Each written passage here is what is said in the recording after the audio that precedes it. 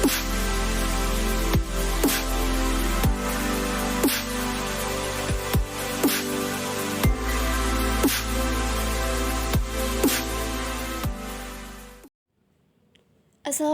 warahmatullahi wabarakatuh.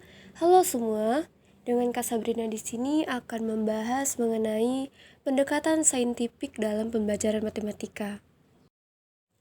Pendekatan saintifik atau ilmiah adalah suatu cara atau mekanisme pembelajaran untuk memfasilitasi siswa agar mendapatkan pengetahuan atau keterampilan dengan prosedur yang didasarkan pada suatu metode ilmiah. Untuk menerapkan pendekatan ilmiah dalam proses pembelajaran dilakukan secara eksplisit, yaitu didukung oleh penataan muatan kompetensi dasar, sikap, pengetahuan, dan keterampilan.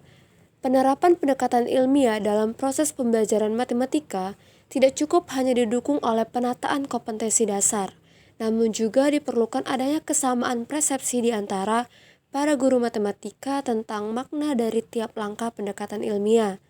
Dalam konteks penerapannya dalam proses pembelajaran matematika dan pemahaman guru matematika tentang hal-hal kunci yang perlu ditempuh agar sukses menerapkan pendekatan ilmiah dalam proses pembelajaran matematika untuk mengantarkan para siswa menjadi insan yang kreatif dan eksis dalam abad 21.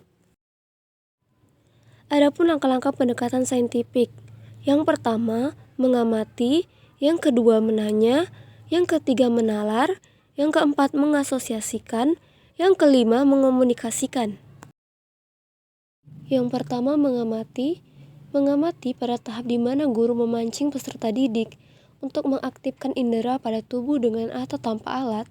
Kegiatan mengamati dapat dilakukan dengan membaca buku, mendengarkan bel, berdering, menyimak penjelasan guru, melihat gambar, menonton film dokumenter, dan lain sebagainya. Dari kegiatan-kegiatan tersebut, peserta didik dapat diarahkan untuk membuat catatan yang berkaitan dengan objek yang diamatinya. Catatan tersebut dapat disebut bukti konkret dan informasi yang dikumpulkan melalui kegiatan pengamatan. Meskipun tidak diharuskan, peserta didik akan terbantu dengan catatan yang ia buat untuk melanjutkan aktivitas pembelajaran selanjutnya. Yang kedua, pada tahap ini, peserta didik diberikan kesempatan yang seluas-luasnya untuk membuat serta mengajukan pertanyaan-pertanyaan yang berkaitan dengan objek yang telah diamati. Pertanyaan diajukan dalam rangka mengetahui hal-hal yang tidak dimengerti dan atau untuk mendapatkan informasi tambahan.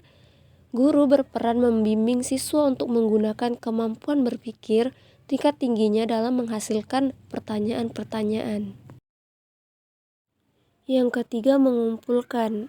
Pada tahap ini, peserta didik dapat mencari serta mengumpulkan informasi tanpa batas dari berbagai sumber dan berbagai cara.